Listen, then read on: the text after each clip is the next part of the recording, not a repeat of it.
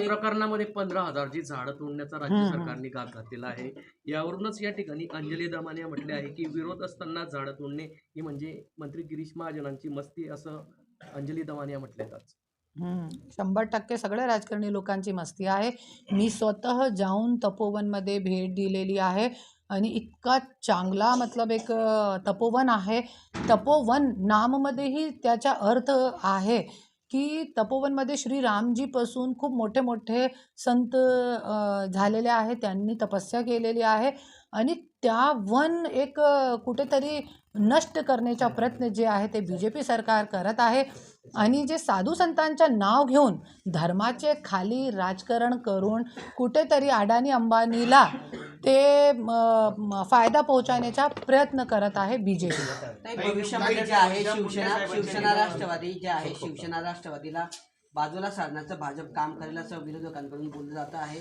भाजप हा एकटाच पक्ष पुढच्या निवडणुकांमध्ये लढेल असं पण बोललं जाते. म्हणजे शिवसेना आणि राष्ट्रवादी जे भविष्यामध्ये भाजपसोबत राहणार नाही असं बोललं जाते. तुम्हाला काय वाटतं? हां, 100% जे तुम्ही सांगता एकदम खरं आहे. BJP जे आहे कुठेतरी शिवसेना, आणि शिवसेनाही कशाला, सगळे पक्षांना दाबून आणि कुठेतरी एक तरफ करून कुठेतरी जेलमध्ये टाकून आणि स्वतः एकटे लढण्याचा प्रयत्न करत आहे. हे आपले सगळे लोकांना दिसतं.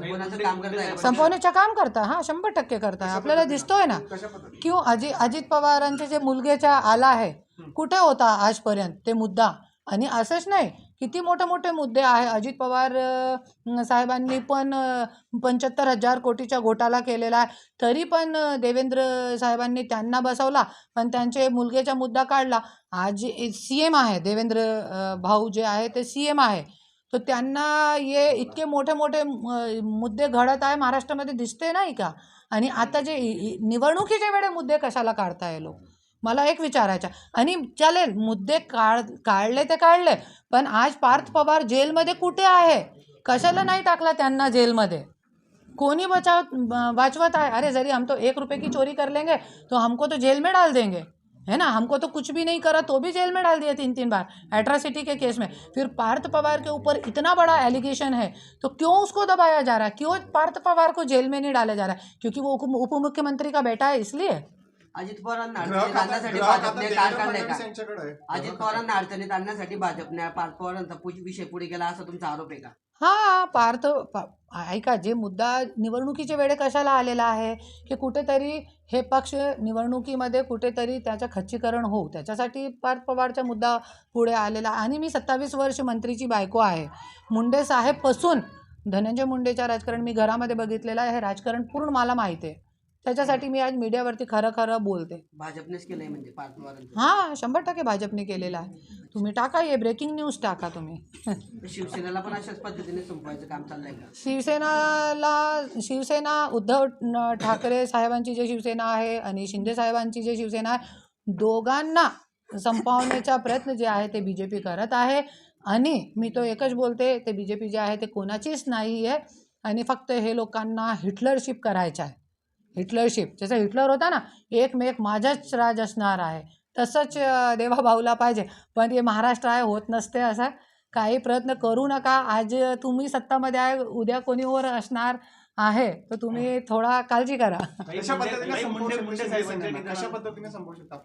तुम्ही बघू शकता ना, आज जे माझ्याकडे तर खूप काही आहे, क्योंकि मी खूप तळागाळामध्ये जाऊन काम करते. मी ज्या वेळे मतलब आज ईडी आहे आणि CD आहे, सगळे आता निवडणुकीचे वेळे काढताय. तुम्ही अगोदर ज्या वेळे BJPला गरज पडते त्यावेळे भ्रष्ट लोकांना तुम्ही सत्तामध्ये घेताय आणि तुम्ही राज करताय, आणि ज्यावेळी निवडणुकी येते तेच सत्ताधारी लोकांचा तुम्ही भ्रष्टाचार काढताय. तो अगोदर काढायला पाहिजे ना.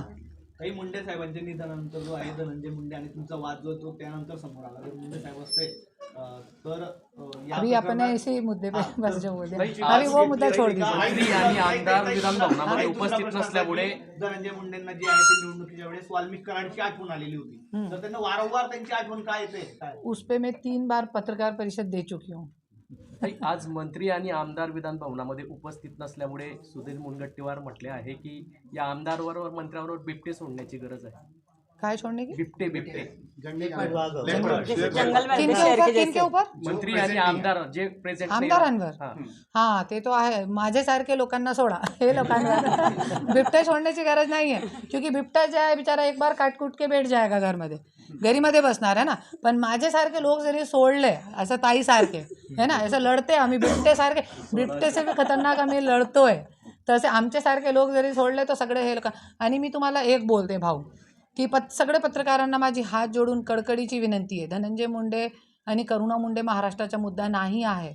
आपले शेतकरी बांधव जे आहे, जे आज भुके घरामध्ये मरत आहे, आपलं जे खाजगीकरण सुरू आहे एस टीचा झालेला आहे, आज जिल्हा परिषद शाळाचा होणार आहे, ये जो मुद्दा आहे ते मुद्दा आहे. आज कापसाला भाव मिळत नाही, सोयाबीनला भाव मिळत नाही. अरे अपन कैसे खाएंगे पिएंगे यदि हमारा शेतकरी सशक्त नहीं होगा तो? आप सोचिए. तो इसलिए ये धनंजय मुंडे करना बंद करिए आप लोग.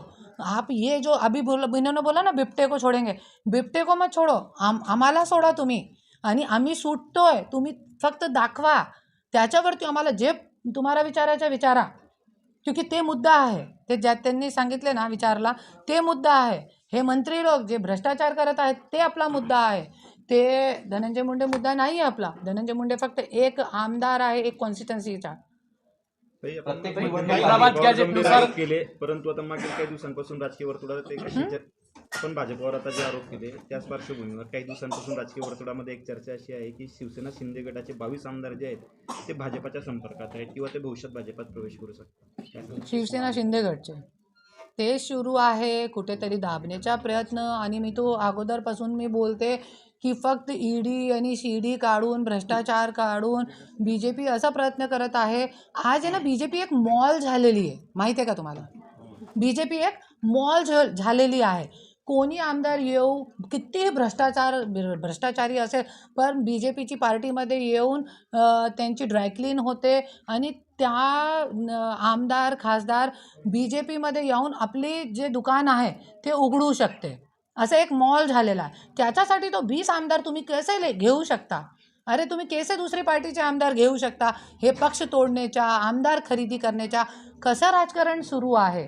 तो मी एकच बोलते, आज BJP एक मॉल झालेली आहे. कोणीही भ्रष्ट मंत्री येऊन आपली दुकान उघडा आणि दुकान चालवा. BJP सोबत आहे. कोणाकोणाची नावं आहे का? कोणाकोणाची ड्रायक्लीन झालेली आहे? ड्रायक्लीन झालेली आहे, धनंजय मुंडेची झाली आहे, अजित पवार साहेबांची झालेली आहे, आणि जे कोण होते ना ते अशोक चव्हाणची झालेली आहे, आणि ते वो आपले कोल्हापूरचे आहे हसन मुश्रीफ त्यांची झालेली आहे.